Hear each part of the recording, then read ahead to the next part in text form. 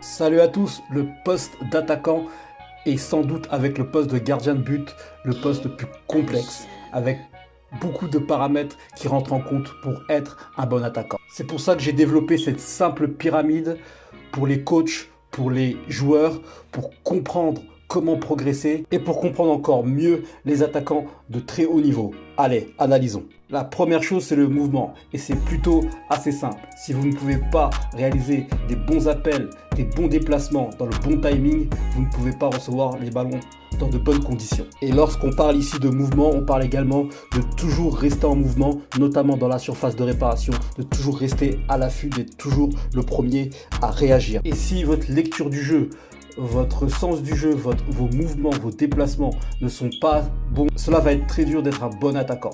Et ça, c'est le minimum pour un attaquant qui veut être performant. Plus vos déplacements et vos appels de balles seront efficaces et réalisés dans le bon tempo, dans le bon timing, plus vous aurez de chances de vous créer des occasions. Et plus vous avez de chances de créer des occasions, plus vous aurez de chances de marquer des buts. Seconde étape, la technique. Et la technique, c'est votre capacité à être à l'aise avec le ballon. Est-ce que vous êtes en mesure de réaliser une remise d'au jeu sous pression d'un défenseur? Est-ce que vous êtes en mesure de provoquer votre défenseur en 1 contre 1 et de l'éliminer? Est-ce que vous êtes en mesure d'avoir la bonne position, d'utiliser la bonne surface de pied lors d'une frappe? Est-ce que vous êtes en mesure, encore plus important, de réaliser différents enchaînements techniques sous pression d'un défenseur? Est-ce que vous êtes capable de vous réajuster par rapport à une contrainte que vous n'avez jamais travaillée? Tout cela, ça fait partie de la technique et c'est entre autres pour cela que la plupart des joueurs s'entraînent, ce qui est une excellente chose car tous les joueurs ont besoin d'être très bons techniquement. Mais tout ça ne va pas beaucoup vous aider sans l'élément le plus important qui se situe en haut de la pyramide. Et c'est l'instinct et la prise de décision.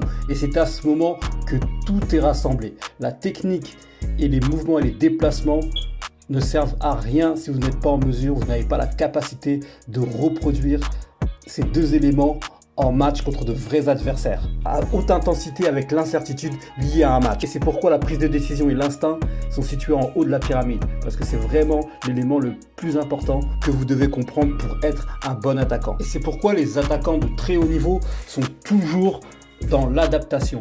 Aucun de ces joueurs ne prévoit par exemple les appels de balles qu'ils vont faire. Aucun de ces joueurs ne prévoit le dribble qu'il va faire. Ils sont constamment dans la réaction par rapport à la position de l'adversaire, par rapport à la position de la défense. Mais également à l'anticipation du jeu, à l'anticipation de l'action qui risque de se produire.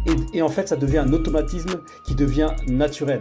Et pour moi, vraiment, c'est ce qui sépare les très bons attaquants des attaquants moyens ou des attaquants lambda. Et donc, la question, c'est comment développer cette partie du jeu. Et une des manières de développer ça, c'est en fait tout simplement de jouer contre des vrais adversaires, de vrais défenseurs à une vraie intensité de match. Et de répéter ce type de match, d'opposition, tout le temps, constamment.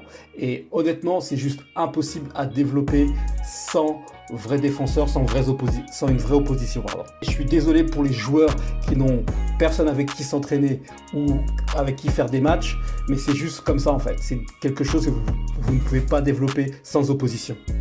Bien sûr que analyser des matchs, analyser des joueurs, s'entraîner à avoir une bonne lecture du jeu est très important et va sans aucun doute vous aider. Mais il n'y a aucune autre alternative à la présence de défenseurs d'une vraie opposition pour travailler cet instinct, cette capacité de prise de décision. C'est pourquoi lors de mes séances individuelles ou mes séances de groupe, j'intègre beaucoup de travail en opposition avec de vrais adversaires, avec une vraie pression sous différentes formes. Et en fait, c'est rien d'autre que du football.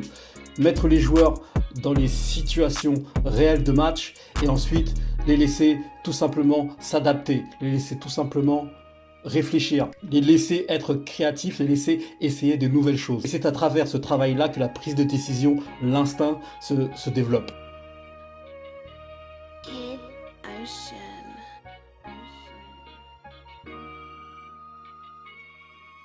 Et dernière chose, le mental.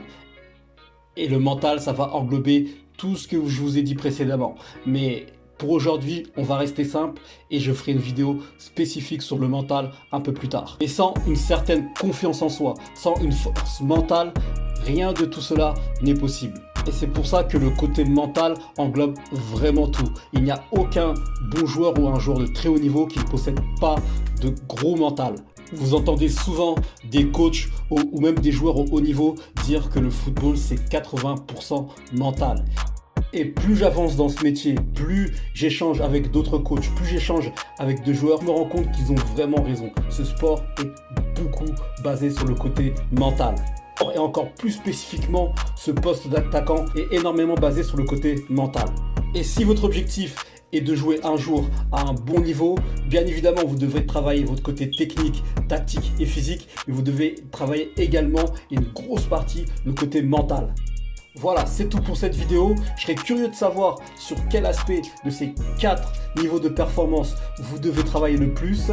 Laissez votre commentaire. Merci d'avoir regardé cette vidéo. J'espère que cette vidéo va vous aider et je vous dis à très vite.